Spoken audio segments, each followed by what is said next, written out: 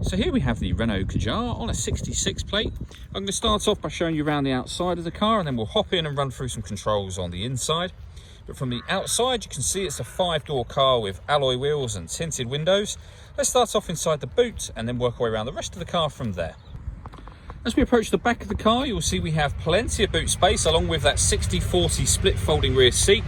These two tray sections will both lift and remove to give you even more space should you need it.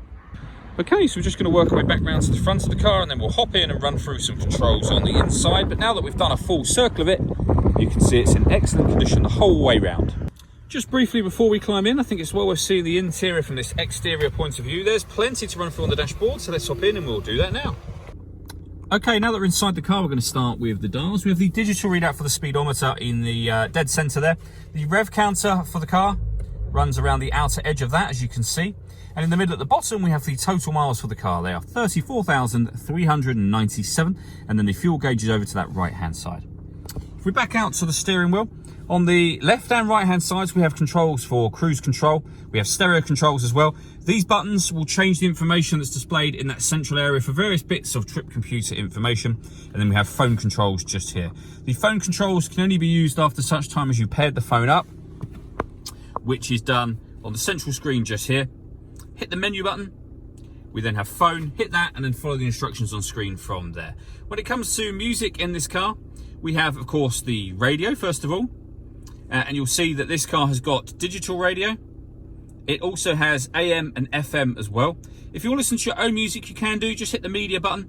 Nothing is connected or inserted at the moment, but we've got 2 USB inputs, an auxiliary input, and you can stream your music wirelessly via Bluetooth audio as well. So once you pair your phone, not only can you make and receive phone calls, you'll also be able to listen to your music from there.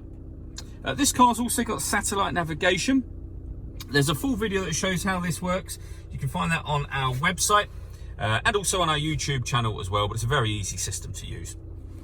Below that, we have dual zone climate control. So you can adjust the passenger and driver temperatures, the fan speed up and down. You can determine where you'd like the air to be distributed within the car, then hit that button to turn the air conditioning on. Same again to turn it off, or hit auto. The car will now take control of the direction of the air and the fan speed to maintain the temperatures you've asked for. To override it, just readjust the fans and you'll see that's now gone off. Under that, we have a 12-volt charging socket, just over to the right-hand side here, and then the 2 USB inputs and auxiliary input I mentioned a moment ago. A 6-speed manual gearbox, electronic handbrake, and then the controls for your cruise control just here. All that leaves me to say is thank you for taking the time to watch this video. If you'd like to come and see the car in person and have a test drive, please feel free to call any of our MJA sites. We'd love to hear from you soon.